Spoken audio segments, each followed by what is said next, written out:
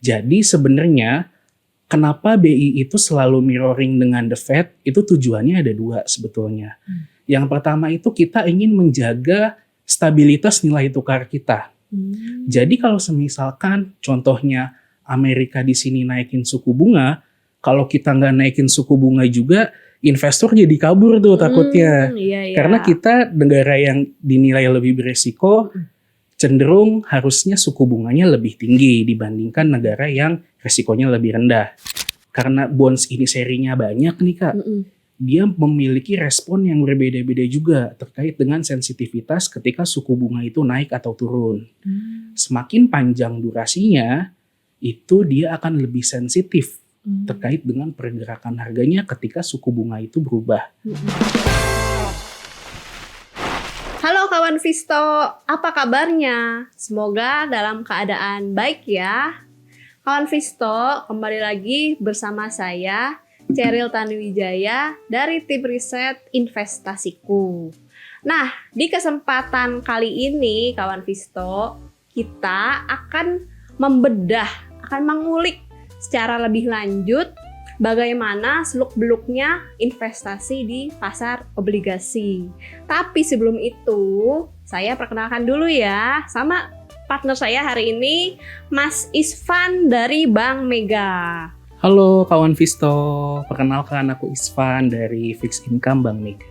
Oke, nah kawan Visto pasti udah nggak sabar kan mau kita tanya-tanya nih si Mas Isvannya ya. Oke, nah Mas Isvan, kita pengen tahu nih obligasi itu apa sih yang sering dibahas akhir-akhir ini sama masyarakat? Oke, mungkin sebelum kita bahas lebih detail, kayaknya kita ngobrol tentang apa sih obligasi itu dulu kali ya. Betul. Jadi Boleh. kalau semisalkan teman-teman kita mau breakdown secara umum nih, obligasi itu suatu surat utang nih Bu. Secara harfiahnya itu adalah surat utang yang dimana nantinya itu teman-teman di sini sebagai investornya itu bisa mendapatkan kupon secara berkala. Jadi teman-teman di sini nantinya kalau semisalkan investasi di obligasi itu akan mendapatkan kupon yang pembayarannya itu didapatkan secara berkala. Selain itu, teman-teman juga bisa mendapatkan keuntungan dari capital gain-nya. Karena pada dasarnya obligasi itu tradable juga nih. Jadi bisa kita jual belikan layaknya seperti instrumen investasi lainnya. Oh, I see. Nah, kalau dari jenis-jenisnya nih, Mas Isvan, ada jenis apa aja sih obligasi itu? Nah, jadi kalau misalkan kita mau breakdown secara lebih detailnya lagi nih, Cheryl, obligasi itu sebenarnya banyak banget jenisnya. Secara umum, itu kita bisa bagi obligasi ini berdasarkan siapa sih penerbitnya. Kalau semisalkan yang menerbitin itu pemerintah, berarti obligasi ini termasuk ke dalam obligasi pemerintah atau dalam market istilahnya government bonds ya. Tapi kalau semisalkan yang menerbitkan itu selain pemerintah, contohnya adalah perusahaan-perusahaan besar, korporasi, itu namanya obligasi corporate seperti itu. Jadi jenisnya itu ya berdasarkan penerbitnya. Betul, berdasarkan penerbitnya. Oke deh. Nah, saya penasaran, kenapa sih obligasi itu disebut-sebut sebagai investasi yang resikonya rendah? Oke. Nah, bener banget nih. Jadi obligasi itu kalau kita bahas secara produk investasi secara di pasar modal ya, itu salah satu instrumen yang memiliki risiko cukup rendah atau masuk ke dalam risiko yang moderate. Kenapa? Karena obligasi ini pertama itu dia tidak sevolatile saham kalau dari pergerakan harganya ya. Dan yang kedua yang paling utama itu adalah obligasi ini dijamin oleh penerbitnya. Contohnya obligasi-obligasi pemerintah kayak FR, SR, dan ORI itu yang ngejamin bukan sembarangan loh Kak. Yang ngejamin adalah pemerintah langsung, dalam arti Kementerian Keuangan yang ngejaminnya.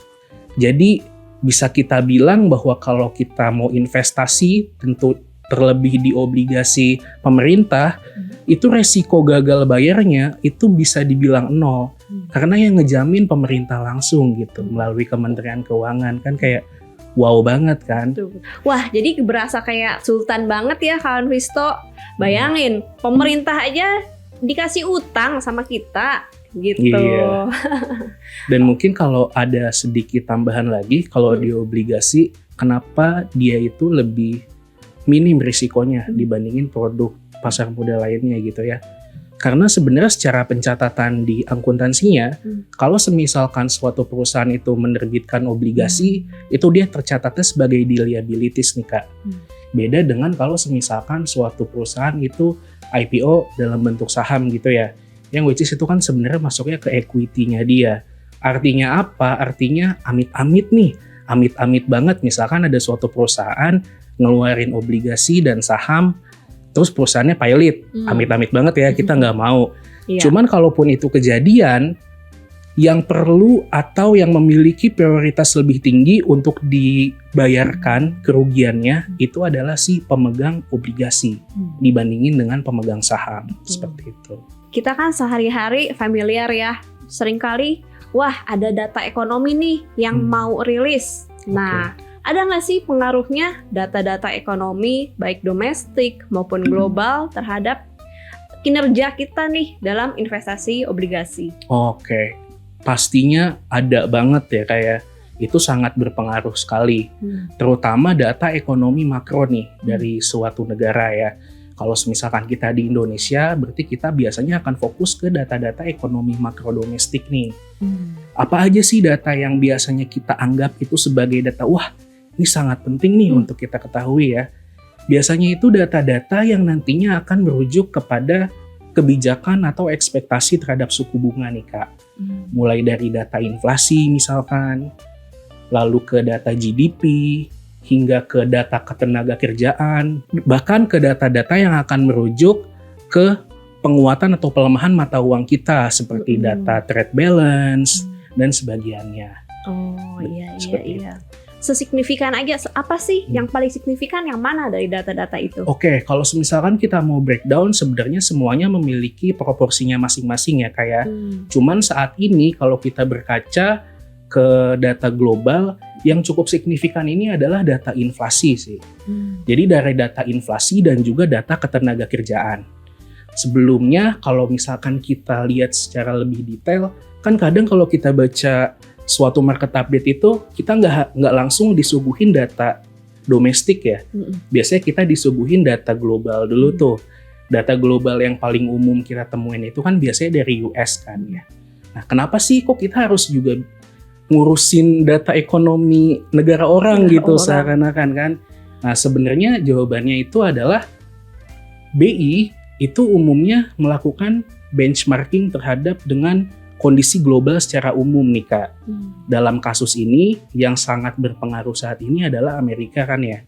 Amerika dengan Central Bank the Fed-nya itu nantinya tentunya akan merilis data-data ekonomi terupdate-nya yang sebenarnya BI itu akan benchmarking terhadap suku bunga dari US. Jadinya kalau semisalkan US itu akan naikin suku bunga, biasanya BI pun juga akan naikin suku bunga nih. Begitupun kebalikannya, ketika The Fed mulai menurunin suku bunga, BI juga akan nurunin suku bunga.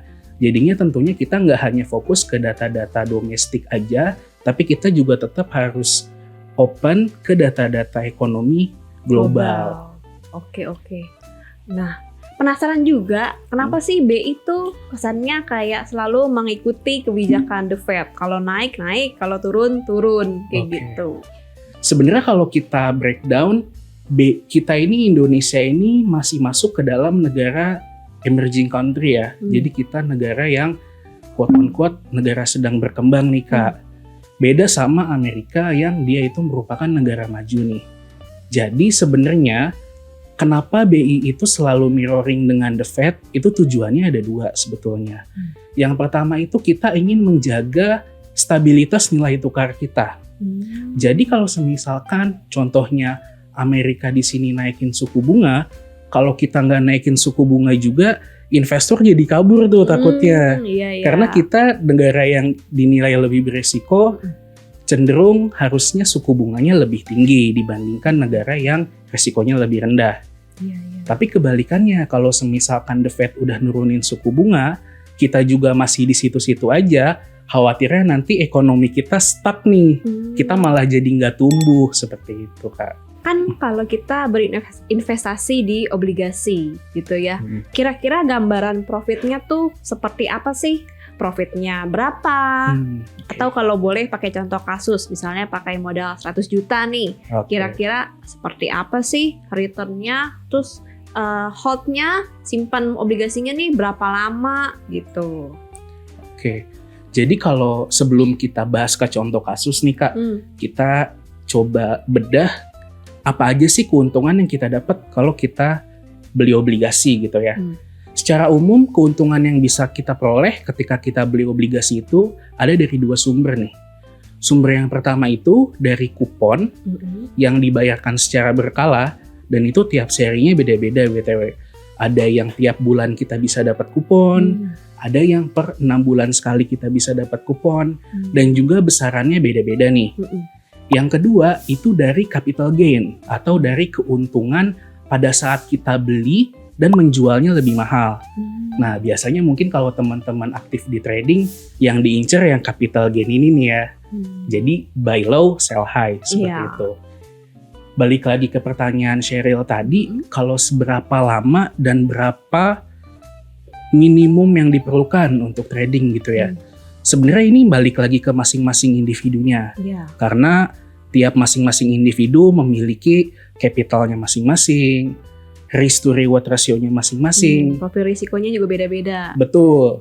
Cuman kalau kita tarik benang merahnya, poinnya adalah ketika kita mau trading obligasi nih, obligasi ini karakteristiknya karena tadi resikonya lebih rendah, jadi dia volatilitasnya nggak segonjang-ganjingnya tuh kurang kayak saham gitu ya. Jadi sebenarnya sih ini salah satu instrumen yang cocok kalau semisalkan untuk trader pemula ya. Karena kan less volatile, lebih safety juga, tapi itu dia tadi return yang dihasilkan itu nggak sebesar kalau kita trading saham. Contohnya kalau semisalkan kita open posisi, this case fixed rate 83 gitu ya. Kita open posisi FR83 nih ya. Yes, FR83 nih. Kita open posisi sekitar bulan Juni akhir. Tahun ini ya, tahun 2024. Itu market price-nya di around 103-104 ya.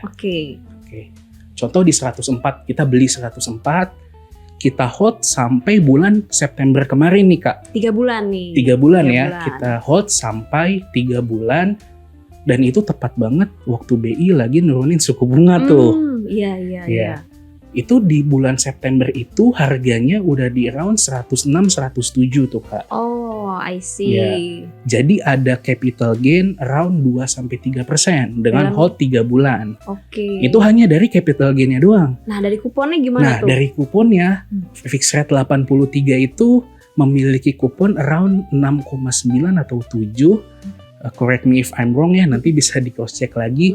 Jadi itu kan kalau kupon ini FYI dalam per annum nih Kak. Jadi yang didapatkan dalam 1 tahun.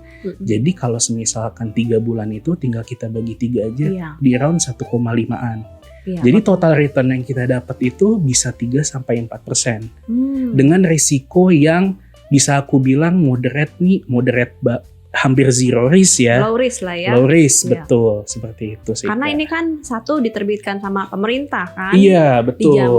Dijamin gitu, juga. Lalu ya memang ada volatilitas harga, tapi relatif minim volatilitas harganya ya. Kalau kita compare ke saham, jauh. Nggak jauh sih. Profil risikonya juga berbeda kawan Fisto ya. Tapi andai pun beli ternyata meleset nih. Misalnya justru dibalik, belinya 106, jualnya 103. Tapi kan kita masih ada kupon ya, sebesar 6%-an lah ya kan, kurang lebih di sekitar sana ya, di yang lain juga ya, 6%-an per tahun. Nah jadi kawan Fisto bisa lebih menggambarkan lah ya, kurang lebih profitnya seperti apa, resikonya seperti apa, berinvestasi ataupun trading di pasar obligasi kayak gitu. Menarik banget Mas.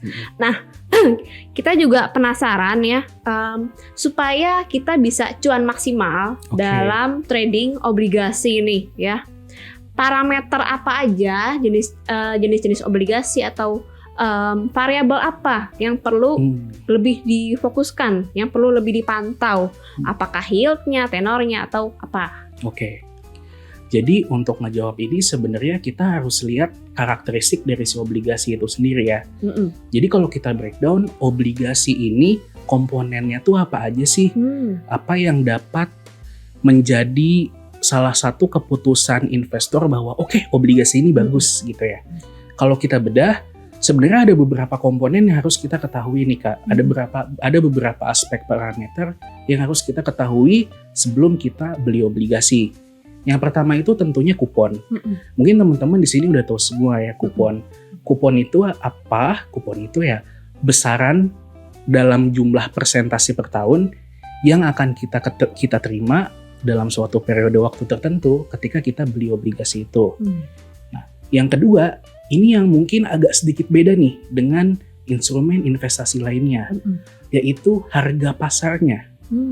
Mungkin kalau teman-teman di sini yang lebih familiar ke saham itu kan dalam satuan lot. Jadi kita belinya sesuai dengan jumlah lembar sahamnya seperti itu kan ya. Tapi kalau obligasi ini enggak, kita pakai satuan persentase Kak. Jadi pada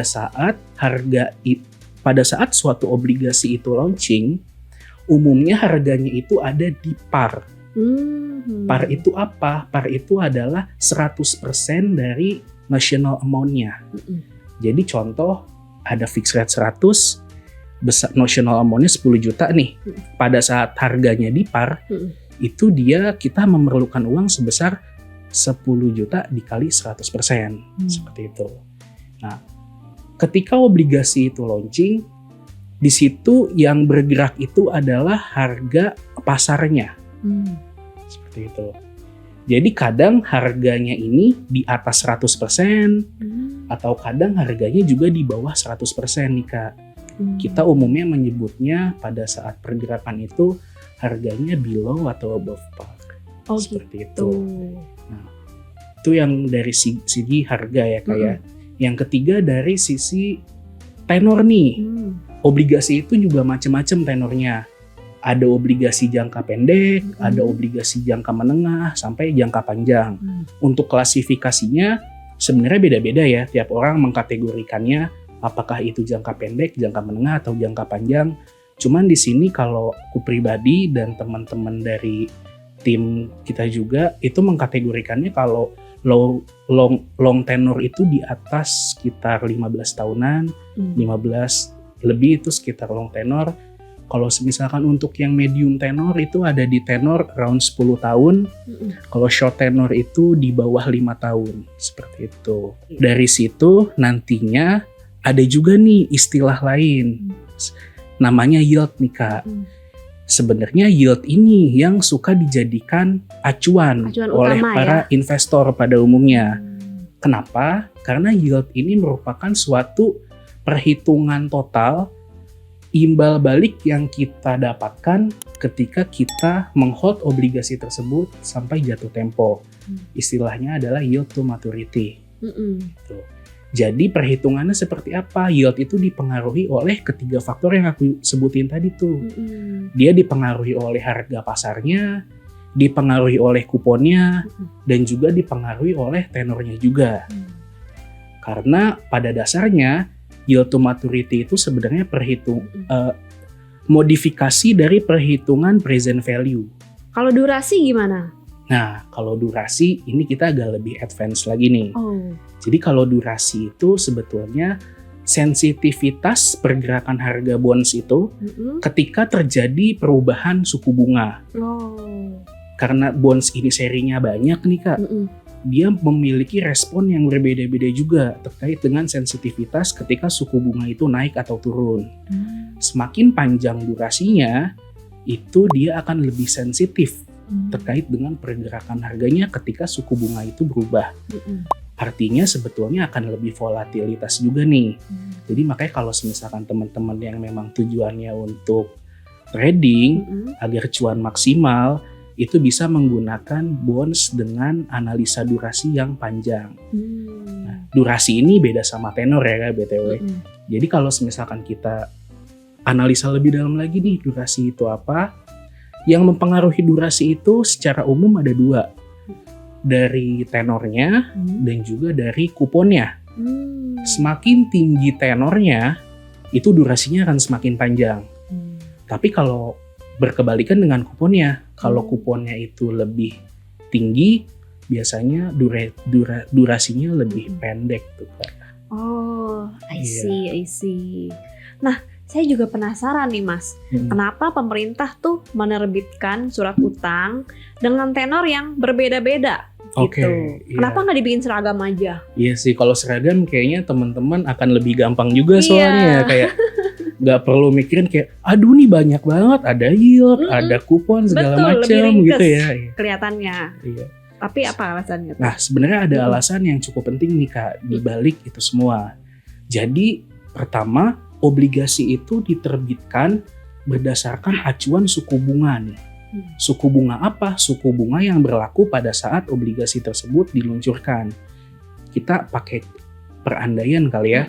Kalau semisalkan sekarang ada suatu korporasi ngeluarin obligasi, kuponnya let's say 5% gitu. Kayaknya nggak ada yang mau beli tuh. Paling mentok-mentok yang beli orang dalamnya doang gitu ya. Karena kita benchmark ke yang dijamin negara aja, fixed rate 100 itu udah di 6.6, 6.7 gitu kan. Nah, sebenarnya kan obligasi ini salah satu instrumen investasi yang yieldnya itu lebih tinggi dibandingin suku bunga acuan nih Kak. Jadi tentunya ketika pemerintah launching, itu dia akan lebih tinggi dibandingin dengan suku bunga acuannya. Seperti itu. Itu yang paling umum ya. Kalau kita breakdown ke lebih spesifik lagi, tenor itu juga mempengaruhi nih Kak. Tenor dari suatu obligasi. Pada saat kondisi ekonomi yang normal dalam arti kata nggak ada perang, let's say ya, kondisinya fine-fine aja. Normal, damai-damai aja ya. Damai-damai aja, ekspektasi terkait pertumbuhan juga optimis. Itu umumnya semakin panjang tenornya, itu akan dianggap lebih beresiko Kak. Kayak contohnya, kayak Sheryl, aku minjem uang ke Sheryl deh misalkan. Minjem dulu 100 gitu. Kan akan lebih beresiko untuk Sheryl. Kayak aku minjem sehari dibandingin aku minjem sebulan, buat Sheryl lebih beresiko kalau dipinjem 1 bulan kan. Iya. Kadang 2 minggu aja udah lupa gitu. Kita kadang juga mau ngechatnya aja kayak malah yang diutangin tuh kadang lebih gimana gitu ya. Nah, that's why dalam kondisi yang aman, nyaman, perekonomian oke, itu semakin panjang tenor obligasi, itu biasanya kupon atau yieldnya makin tinggi tuh Kak. Seperti itu. Jadi bisa kita bilang juga semakin panjang tenornya, kuponnya juga tentunya akan semakin tinggi. Nah, tapi berbeda nih kalau semisalkan dalam kondisi yang amit-amit gitu ya. Misalkan kita ada di suatu negara selain Indonesia tentunya, kita nggak mau ada di kondisi yang tidak mengenakan ya. Amit-amit. Kita lagi ada di jurang resesi nih.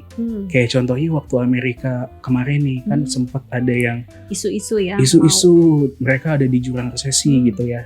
Nah, itu dianggap ketika kita berinvestasi dalam jangka pendek, itu dianggap lebih beresiko dibanding dengan investasi jangka panjang. Akhirnya nantinya itu yield curve-nya akan inverted. Seperti itu. Apa jadi inverted tuh? Nah, inverted itu ketika kondisi ekonomi yang tidak pasti mengakibatkan kita untuk investasi jangka pendek itu lebih berisiko dibanding jangka panjang. Kalau misalkan kita bedah secara yield curve itu kan adalah suatu grafik dari yield terhadap tenor nih, teman-teman semua. Jadi untuk normalnya, yield curve itu dari yang tenornya pendek sampai yang panjang, itu yieldnya akan terus meningkat tuh. Nah, sedangkan kalau inverted itu kebalikannya. Jadi pada saat tenor yang pendek, itu yieldnya tinggi. Tapi semakin panjang, itu yieldnya akan rendah. Karena itu tadi, ketika kita berinvestasi di saat kondisi sedang tidak baik-baik saja, pada jangka pendek itu dinilai lebih beresiko. Balik lagi ke konsep dasarnya high risk, high return. Jadi investor itu maunya kalau gue naruh investasi yang di aset lebih beresiko, maunya returnnya lebih tinggi kan, seperti itu. Kan banyak ya parameter untuk berinvestasi di obligasi ya.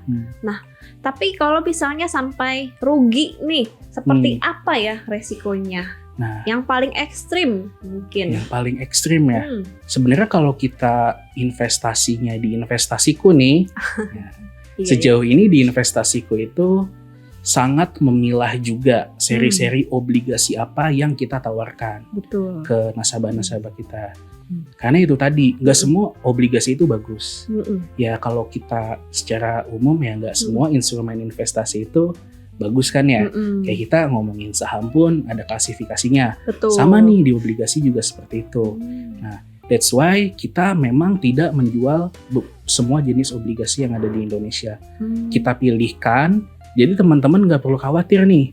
Kita pilihkan obligasi yang dijamin pemerintah. Ada FR, ada SR, ada ORI, seperti itu. Itu bisa teman-teman beli di investasiku. Dan yang kedua, kita pilihin juga nih dari tenor-tenor, baik itu tenor pendek, tenor panjang, atau tenor menengah. Itu seri yang bagusnya apa aja sih? Nah, teman-teman juga bisa cek di aplikasi investasiku. Di situ kelihatan juga kuponnya berapa, harganya berapa, seperti itu ya. Nah, kalau kita ngomongin secara general lagi nih, Sheryl, obligasi itu resikonya ada beberapa yang melekat di dalamnya nih. Yang paling utama itu adalah resiko kredit atau resiko gagal bayar ya umumnya. Nah, apa sih itu resiko gagal bayar? Nah, simpelnya sih kayak contoh yang pinjam 100 tadi ya Kak Sheryl ya.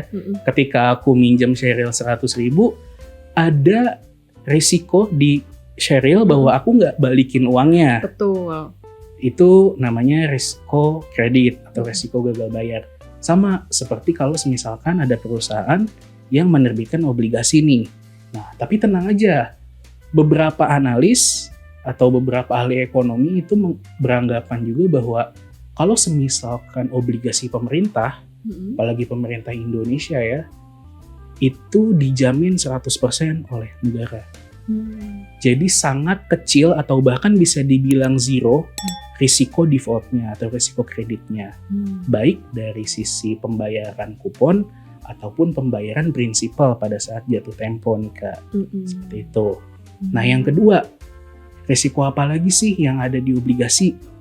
Yang paling umum itu adalah risiko pasar nih. Apa itu risiko pasar? Risiko pasar itu adalah suatu risiko yang mengakibatkan terjadinya kenaikan atau penurunan harga obligasi tersebut pada saat kita hold. Kenapa bisa begitu? Karena obligasi ini kan salah satu karakteristiknya dia tradable ya kayak. Kita bisa jual beli kapanpun, seperti itu bisa dipindah tangankan. Artinya di situ akan terpengaruhi oleh supply and demand. Jadi harganya fluktuatif. Tapi dengan risiko ini juga sebenarnya kita bisa mendapatkan capital gain sih. Seperti itu. Oke. Lalu apa lagi? Nah, ada lagi nih risiko likuiditas, Kak. Cuman risiko likuiditas itu apa sih? Nah, risiko likuiditas itu risiko ketika misalkan teman-teman udah beli obligasinya dan someday teman-teman mau jual lagi nih, teman-teman perlu uang. Nah, itu tuh nggak ada yang mau beli. Jadi dia nggak liquid. Nah, cuman untuk teman-teman investasiku, untuk nasabah retail nih, itu nggak perlu khawatir. Karena dijamin oleh MCS, oleh investasiku, itu kita selalu pricing tiap hari. Baik sisi jual ataupun sisi beli. Seperti itu. Jadi berarti selalu ada yang mau beli lah ya? Betul, selalu ada yang mau beli. Udah ada penampungnya nih. Jadi kalau teman-teman emang perlu jual, itu bisa gitu. 3 itu ya resikonya ya? Ya, 3 itu merupakan salah satu resiko yang umumnya kita melekat lah ya sama obligasinya ya? Di obligasi tersebut. Oke, itu aja, 3 itu aja? Itu aja sih itu kayaknya aja, kalau banyak-banyak temennya nanti. Iya kan loris ya? Iya, resikonya udah moderat soalnya. Nah, mungkin teman-teman tuh udah sangat terbantukan nih kalau beli obligasi pakai investasiku. Nah, tapi nih Mas, ada pertanyaan lagi. Kalau mendadak butuh uang sehingga dicairkannya sebelum waktu jatuh tempo. Gimana Oke. tuh? Itu fine banget Kak, kayak yang tadi udah kita bahas ya. Karena kalau misalkan teman-teman belinya di investasiku, itu kita bisa pricing tiap hari. Tapi ya balik lagi ke jenis resiko tadi yang udah kita bahas, teman-teman semua di sini terpapar resiko pasar. Tapi ini bukan pastinya teman-teman akan rugi nih. Bahkan kalau semisalkan lagi naik, teman-teman bisa cuan banget. Kayak contoh yang fixed rate 83 tadi kan, kalau misalkan teman-teman kebetulan perlu uangnya di bulan September, udah auto cuan 2% tuh lumayan kan. Otomatis langsung cuan Iya, tuh, betul. cair masuk rekening. Iya. Dan kalau misalkan kita bahas lagi kan, sebenarnya obligasi ini selain untuk di tradingin, umumnya juga nasabah itu berinvestasi untuk jangka panjang juga kan ya. Jadi kenapa demikian? Karena salah satu yang membuat obligasi ini cukup laku nih di kalangan profil risiko moderate. Jadi ketika di hold sampai jatuh tempo, itu benar-benar nggak ada resiko pasarnya nih Kak. Karena Betul. pada saat dia jatuh tempo atau matur, itu dia harganya akan balik ke 100% lagi, ke par lagi, seperti itu. Jadi ya teman-teman juga bisa sih kalau mau pakai strategi yang ada nih tenor-tenor 1 tahun, harganya di bawah par. Nah itu bisa juga dibeli. Jadi pada saat jatuh tempo, Udah tanpa auto kita harus cuan ya. ngapa-ngapain, auto cuan, balik Nah, lagi ke par. Mantap Gitu. sekali. Nah, seperti yang tadi Mas Isvan katakan, bulan lalu September nih suku bunga udah diturunkan sama Iya. BI ya. Lalu kita misalnya pada belum beli obligasi nih, terus kita udah telat dong belinya, udah ketinggalan dong. Iya nggak sih? Itu Nah, gimana peluangnya? Itu sebenarnya bisa aku bilang enggak sih, kita enggak Enggak. telat, betul. Kenapa? Karena kalau kita balik lagi ke data ekonomi nih Kak, kalau kita lihat data ekonomi secara proyeksi suku bunga The Fed ya, di dot plot terakhir The Fed itu diperkirakan pada tahun 2025 itu suku bunganya di around 3,5% sampai 3,25 ya. Sekarang nih FYI pada saat video ini di tag, suku bunga The Fed itu ada di level 5%, 4,75 sampai 5%. Dan tanggal 7 mendatang nih, 7 November mendatang, 7 November 2024 akan ada FOMC lagi, akan ada meeting lagi dari The Fed yang dimana saat ini probabilitas The Fed untuk nurunin suku bunga sebesar 25 basis itu hampir 99%.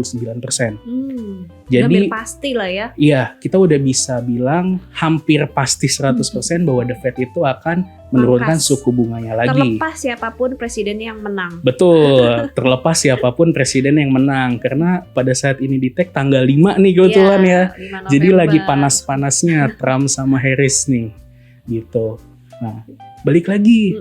Kalau misalkan kita lihat kan BI itu mostly dia akan mirroring dengan The Fed. Ketika The Fed hawkish, dia akan hawkish. Ketika The Fed agak lebih dovish, BI agak lebih dovish. Kalau kita track back ke September sebelumnya, bahkan BI itu menurunkan suku bunga sebelum The Fed nurunin suku bunga Iya, tuh. Karena selisih kita 2 lebih hari ya. iya, sekitar 1-2 hari selisihnya. Jadi kita lebih dulu cut rate nih. Nah, cuman memang pada RDG yang bulan Oktober kita stay di 6% sih. Cuman kalau kita lihat tren, berarti semakin ke depan ini kita udah masuk fase baru nih Kak. Fase penurunan suku bunga. Yang tentunya ini kalau kita mau manfaatin ini oke banget. Betul. Untuk kita beli bonds mulai dari sekarang. Anggap aja yang kemarin potongan itu sebagai konfirmasi lah kalau kita trading gitu ya. Betul. Kita anggap Sebagai itu trigger. sebagai trigger konfirmasi. Nah, jadi nanti teman-teman kalau dibilang telat nih, kayak aduh aku udah Iya. telat, enggak banget Better sih. late than never. Kak Betul, Fisto. better late than never, seperti itu. Iya, justru ini tuh momen yang tepat ya Yes. untuk berinvestasi, untuk trading di pasar obligasi. Semakin ditunda investasi obligasi, ya semakin rugi. Karena Betul. tren suku bunganya udah lanjut nih, lanjut Yes. jalan terus. Kalau kemarin sudah ketinggalan, jangan sampai kawan Visto ketinggalan lagi Setuju ya. banget. Ya. Oke deh. Nah, Mas Isvan, saya juga penasaran ya. Selain itu ya, Wah, banyak soal pertanyaannya ya, sampai saya harus cek notes nih. Oke. Nah, misalnya baru punya uang tahun depan nih, cair bonus nih, akhir tahun nih, gitu. Berarti udah rugi banget dong. Apa sih strategi supaya bisa tetap cuan maksimal meskipun tren suku bunga lagi turun nih? Sebenarnya kita dari yang tadi udah kita bahas bareng-bareng nih Sheryl ya, kita bisa mix and match nih. Gimana strategi yang bisa kita pakai agar kita bisa cuan maksimal. Karena kita di sini sama-sama relate bahwa kedepannya kita udah masuki tren penurunan suku bunga nih ya. Nah, kita bisa flashback dikit kayak yang tadi udah kita bahas. Ada duration kan, kita ngebahas duration di sana. Nah, salah satu cara agar kita bisa bener-bener cuan maksimal nih adalah dengan membeli bonds dengan duration yang panjang. Oh, justru pilih yang tenor panjang. Betul, kita ambil yang duration panjang. Duration panjang itu seperti apa? Seperti yang tadi udah kita coba jelasin ya, yang tenornya panjang dan kuponnya agak lebih rendah. Justru seperti itu. Dari situ nanti kita akan mendapatkan portofolio yang lebih sensitif terhadap pergerakan suku bunga nih Kak. Jadi pada saat nanti RDG Pak Periwarjo ketok palu nih, let's say turun, kita udah lagi seneng duluan tuh kan. Wah, kita auto udah cuan lah. Auto cuan, kayak gitu. Oke. Menarik banget kawan Visto. Dan saya udah merasakan sepenasaran apa dan nggak sabar apa kawan Visto pengen ikutan cuan di pasar obligasi. Oke, makasih banyak Mas Isvan dari Bank Mega untuk waktunya, untuk kontribusinya untuk kita hari ini. Dan makasih juga untuk kawan Visto yang sudah nonton video YouTube ini. Pastinya kita akan ketemu lagi di episode-episode YouTube berikutnya ya. See you kawan Visto, investasiku for better tomorrow.